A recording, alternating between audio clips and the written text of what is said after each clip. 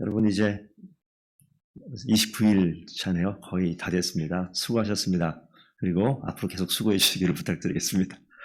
오늘 그 본문 말씀을 펴놓고요. 오늘은 좀 뒤로 넘어가면 역대하가 있어요. 역대하 26장을 한번 넘기셔서 지금은 거기에 손으로 딱 표시해 놓고 다시 돌아갈 거니까 역대하 26장을 잠깐 보시면요. 1절만 잠깐 볼게요. 금방 15장 1절 제가 읽습니다. 이스라엘 왕 여로보암 제27년에 유다 왕 아마샤의 아들 아사랴가 왕이 됐다. 26장 1절입니다. 유다의 온 백성이 나이가 16세 된 우시야를 세워 그의 아버지 아마샤를 대신하여. 보니까 아마샤가 이름이 똑같죠. 예, 똑같은 사람입니다. 그래서 여기 보면 역대하에는 우시야로 나오고 열왕기하에는 아사랴로 나오는데 아사랴 이름이 여호와께서 나를 도우셨다 이런 뜻인데 뜻 좋잖아요. 그럼 이름이 많이 나와요. 선지자도 나오고 계속 여러 사람이 많이 나옵니다. 그렇기 때문에 우리 이름 똑같은 사람 많이 있잖아요. 은비도 이름 좋은 것 같아요. 많아. 한민이도 많아요.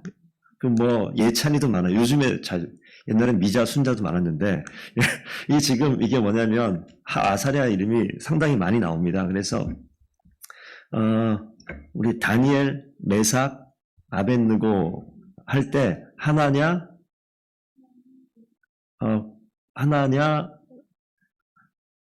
맨 끝에가 아사랴예요. 하나냐, 미사엘. 하나냐, 미사엘, 아사랴. 그 아사랴도 똑같은 뜻이에요. 그래서 원래 히브리 사람 이름은 아사랴인데 이제 바벨론으로 넘어가서 창시개명 해가지고 아벳느고 이렇게 이제 바뀌어지는 건데 아사랴 이름이 이제 많이 나온다는 거. 그리고 오늘 그 읽은 본문 그 처음에 지금 아사랴만 이야기를 잠깐 했지만 16세의 왕이 돼서 52년간 다스립니다. 그래서 이 뒤에 좀 볼게요. 여기 보면 아마샤의 아들 아사랴, 우시야라고 나오는데 여로보암이 41년 동안 다스리잖아요. 여로보암 26년인가 그때 이제 왕이 됩니다.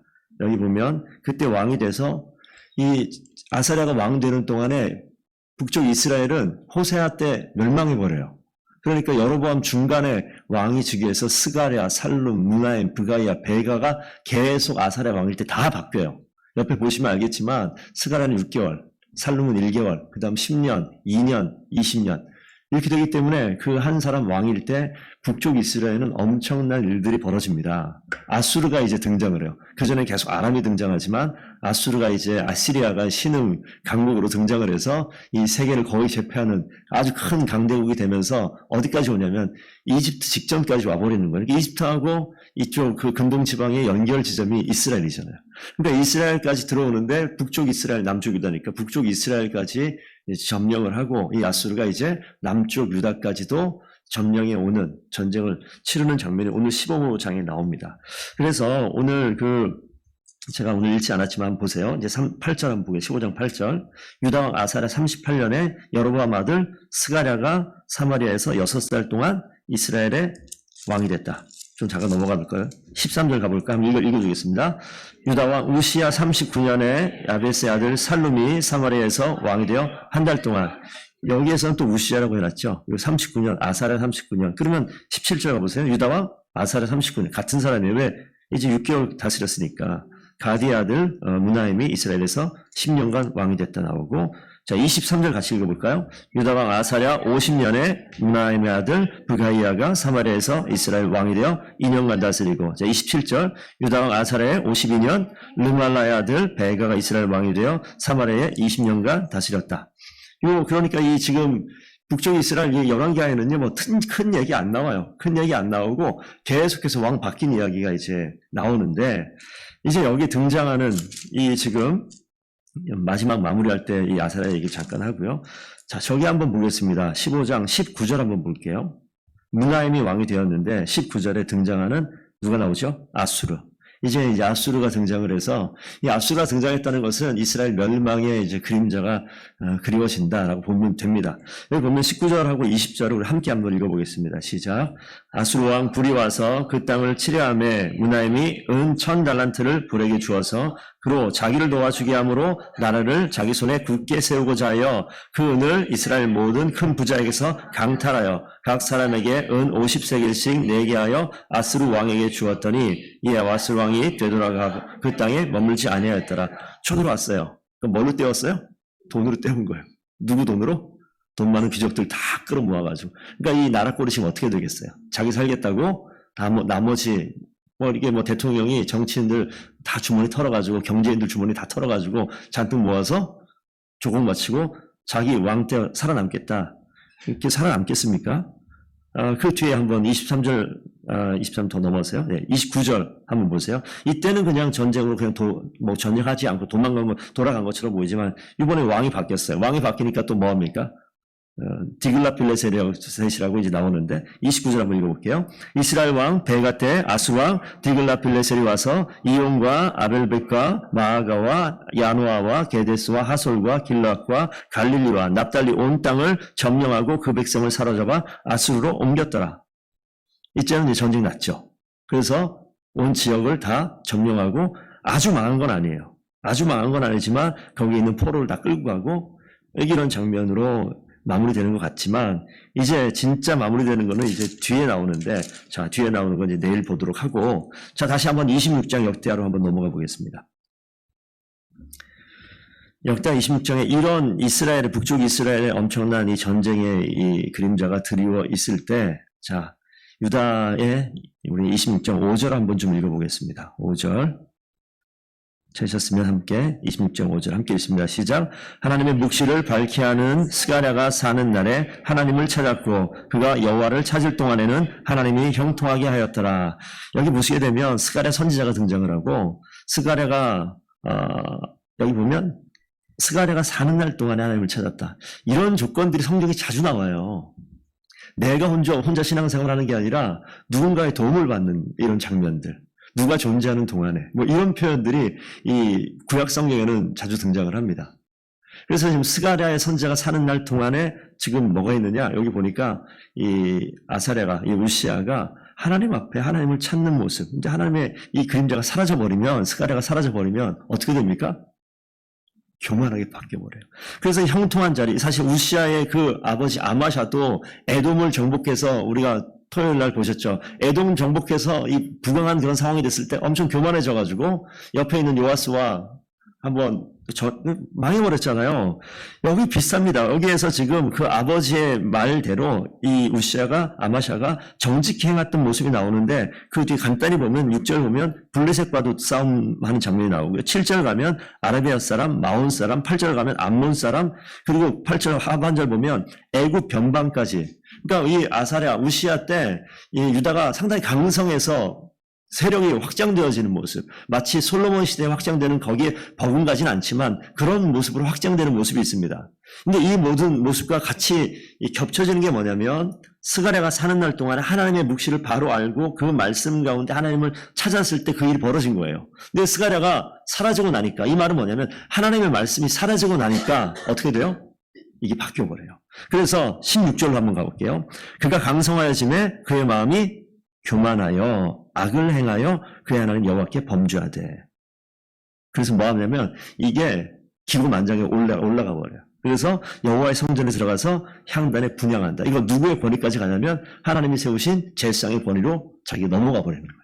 그래서 넘어가서 제사장이 해야 될 일을 자기가 해버리는 거예요. 그 자리에서 막아서는 사람이 있죠. 막아서는 사람이 있는데 그 막아서는 자리에 자기가 밀쳐내고 제사를 분향하려 했다가 그때 뭐가 갑자기 하나님께서 진노하셔서 옛날 문둥병, 나병이 걸려서 죽을 때까지 나병 걸려 살았다고 나와요. 그래서 그때부터 누가 왕이 되냐면 아들이 섭정을 하는 거예요. 아버지가 왕으로 있지만 요담이 이제 왕의 역할을 하는 장면. 왜? 나병 걸렸으니까 왕 앞으로 사람을 만날 수가 없는 상황이 되어버립니다. 그러니까 이 장면에서 한번 잘 보셔야 돼요. 하나님은요 교만한 거 정말 싫어하세요. 근데 교만이 어디서부터 시작되느냐? 하나님 말씀에서 떠나버리면, 그리고 하나님 말씀에서 떠나는 그 순간에 무너지는 거예요.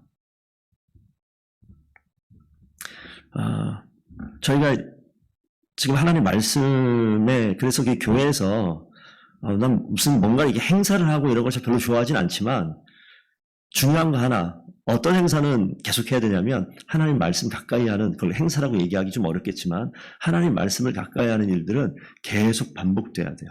그게 우리를 살리는 일이고 교회를 살리는 일입니다. 그러니까 이런 거예요. 40일 기도회를 계속하겠다는 말은 제가 지금 여기서 잘 못하겠지만 어려워요. 쉽지 않아요. 그런데 이 시간을 들여서 또 기도하는 자리를 우리가 만들겠다. 기도하는 자리에 모이는 시간들, 말씀이 있는 자리에 모이는 시간들, 이거는요 하나님께서 우리를 하나님의 길로 인도하는 것이고, 오늘 이 아사랴 우시아의 모습을 보시게 되면 여호와를 찾는 동안에 하나님께서 우리를 형통하게 하시는 기회입니다. 그렇기 때문에 그런 자리는요 반드시 있으셔야 돼요. 하나님께서 형통하게 하는 그 길로 인도하시고, 한 번도 안 가본 길이에요. 하지만 그 길에 있을 때 하나님께서 일하시는 것들이 있어요. 나를 쳐서 복종시키는 일들이 있어요. 그게 비록 짧은 시간이든 긴 시간이든 하나님께서 길게 만들어 가시는 거죠. 작심삼일을 계속 반복하세요. 3일 끝나고 그 다음에 또 다시 작심하는 거예요. 또 3일. 하루 정도 또 실패하고 그 다음부터 또 3일. 그러면서 하나님 앞에서 우리가 어떻게 행동하는가 되게 중요하죠. 코람데오라는 말 아시잖아요. 하나님의 존전에서, 하나님 앞에서, 하나님을 의식하면서 사는 겁니다. 하나님을 의식하면서. 이게 너무너무 중요한 거예요. 제가 아무도 없으면 운전을 이렇게 가다가 그냥 뭐 신호들 귀반하고 갈 때가 있어요. 근데 이 앞에 어떨 때 이렇게 항상 이 대로를 80km 넘게 달리는데 어느 날 갑자기 경찰차가 앞에 딱 가고 있더라고요. 가다가 왠지 날 안 잡을 것 같은데 지나가기가 뭐가 좀 깨림직한, 간혹 가다가 이상한 경찰은 막 울리면서 세우는 경우가 있어요. 신호등이 있거나 신호가 있는데 그런 경우가 있어요. 잡혀봤기 때문에 아는 거예요. 그러니까 그 다음부터는 뭡니까? 그 차가 있으면 괜히 내가 움찔하는 거죠. 이게 지금 제가 말씀드린 게 뭔지 아시겠죠? 하나님께서 함께 계시는 것을 의식하고 있으면요, 내 행동과 내 생활과 내 삶의 태도가 바뀌어요. 그러니까 신앙으로 성숙해지고 성령이 충만해지는 것은 단순히 어떤 체험이나 현상을 뛰어넘는다니까요. 하나님께서 내 가운데 계시면 그게 성령이 내 가운데 있는 거예요. 성령 충만한 거라고요. 그러면 우리 길 가면서 방언을 합니까? 아니에요. 훨씬 더 뛰어넘는 하나님의 놀라운 성령의 능력이 있어요. 하나님이 이 가운데 있기 때문에 내 태도가 바뀌어요. 내 말투가 바뀌어요. 내 행동이 바뀌어요. 이게 하나님이 하시는 일입니다. 하나님이 하시는 그 일들에 대해서 경험하는 거죠. 이 우시아가 스가랴를 통하여서 하나님 말씀에 순종하는 그 자리에 있을 때 하나님께서 그의 인생을 바꾸고 그 나라의 역사의 민족의 역사를 바꾸셨던 것처럼 그 하나님께서 우리 가운데 계시면요, 우리 삶의 모습이 바뀝니다. 하나님의 능력으로, 성령의 능력으로 내 인생을 바꿔주세요. 어느 순간 홀로 있는데 하나님이 의식이 돼요. 성령 충만한 거예요. 어렵게 생각하지 마십시오. 기도의 자리에 와서 큰 소리로 방언 못해도 하나님이 내 가운데 내 삶을 통치하는 것은 그것보다 훨씬 더 큰 일이에요. 훨씬 더 큰 일이에요. 제가 보는 책 중에서 우리 찰스 핀이나 무디 목사님, 이게 1800년 후반에 미국의 부흥의 시대를 구가하던 그런 분들인데, 이 분들이 성령이 임했을 때 어떤 일을 하냐면 온몸에 전기가 이른 것처럼 전율이 일어났다라고 얘기하는 그런 간증이 있어요. 그거는 찰스 핀이도 마찬가지고 무디도 마찬가지예요. 그런데 그분들이 무슨 얘기를 하냐면 성경에 성령이 임해서 체험하는 그 내용이 어디도 기록되어 있지 않다라는 거예요. 보셨어요? 성경 볼 때 제자 베드로가 성령 충만할 때는 몸에 전기가 이르렀고 이런 표현이 있어요? 그 체험은 없어요. 안 나온다고요. 만약에 그게 이렇게 돼 있으면 크리스찬들이 모두 전기 받으려고 난리가 났을 거예요. 근데 우리는 그런 체험을 해요. 그 체험이 강력해지면 어떤 일들이 벌어질 수 있느냐? 말씀을 멀리할 수 있어요. 조심하셔야 돼요.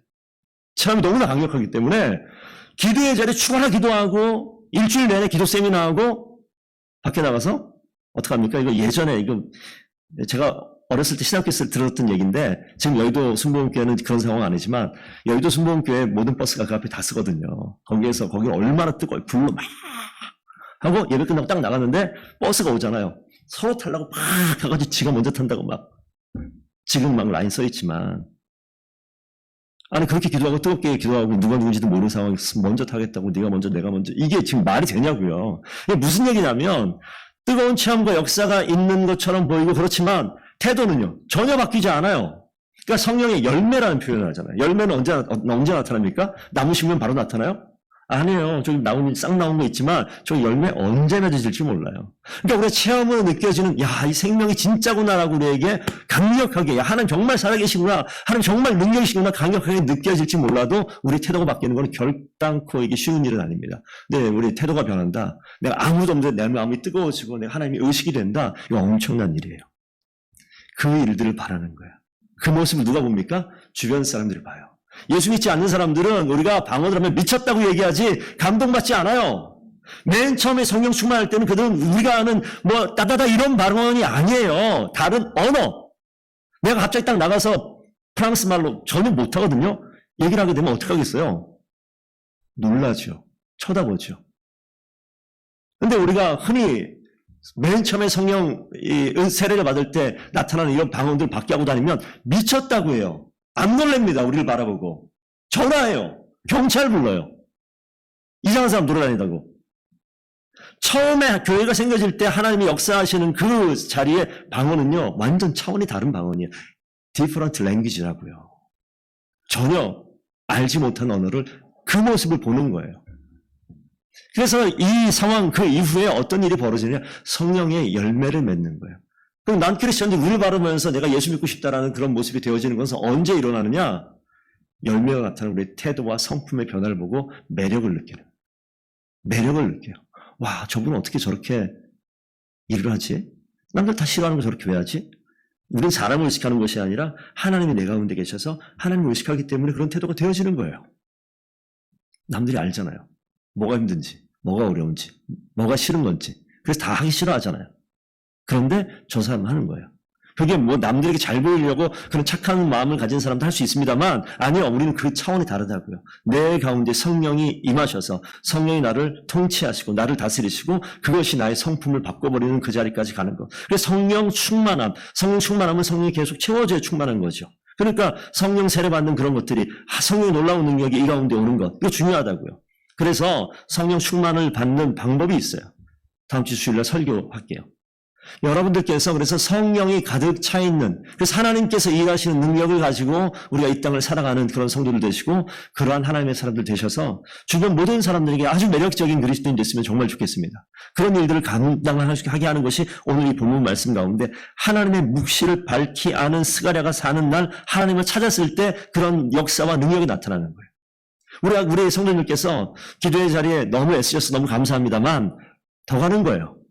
생명이 심어졌으니 그 생명을 주신 하나님을 더 알기 위해서 더 애쓰는 성도들 되길 축복드립니다. 그래서 하나님 말씀을 찾고 또 찾고 그래서 우리 더본교회에서는 기도가 뜨거움이 분명히 있어야 되겠고 그와 더불어서 말씀을 깊이 알고자 하는 그런 열정이 우리 가운데 반드시 있는 그런 교회가 됐으면 좋겠습니다. 그럴 때 하나님께서 이 교회 가운데 계속 머무시는 거예요. 잠깐 찔끔찔끔이 아니라 은은하게 이미 음식이 됐으면 뭡니까? 온도를 뜨겁지 않게 낮춰놔도 이것은 계속 유지돼요. 계속 뜨거운 물을 해놓으면 다 타버립니다. 분명히 아셔야 돼요. 하나님 말씀으로 계속해서 채워질 때 하나님은요 더 강력하게 역사하는 은혜가 분명히 있을 줄로 믿습니다. 오늘 우시아의 이야기가 거기까지 갔는데 하나님을 찾을 때 하나님께서는 반드시 일하시는 것을 기억하시고 우리가 하나님께 더 가까이 하는 주의 백성 되기를 축복드립니다. 기도하겠습니다.